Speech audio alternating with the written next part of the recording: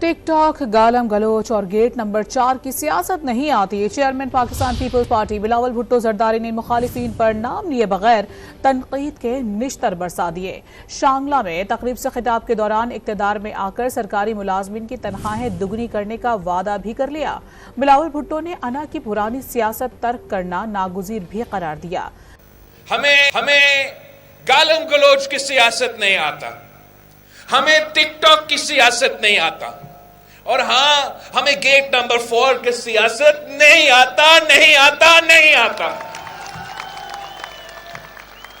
पर आज भी हम वो वाहिद जमात है जो आपको रोटी कपड़ा मकान दिलवा सकते हैं।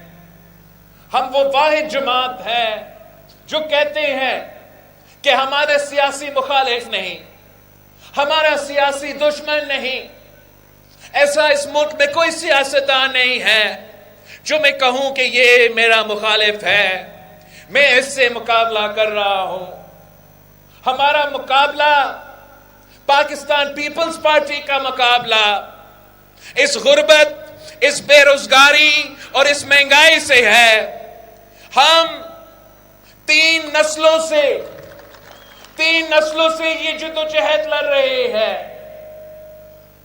हमने यही अपने बड़ों से सीखा है, यही अपना वालदा से मैं ये सीखा हूं कि इस मुल्क का गरीबों को कैसे नुमाइंदगी करना है, इस मुल्क का मजदूर का, इस मुल्क का किसान का कैसे ख्याल रखना है, इस मुल्क का आम आदमी का आवाज बनना है, इस मुल्क का पसमानदा तबका का नुमाइंदगी करना है।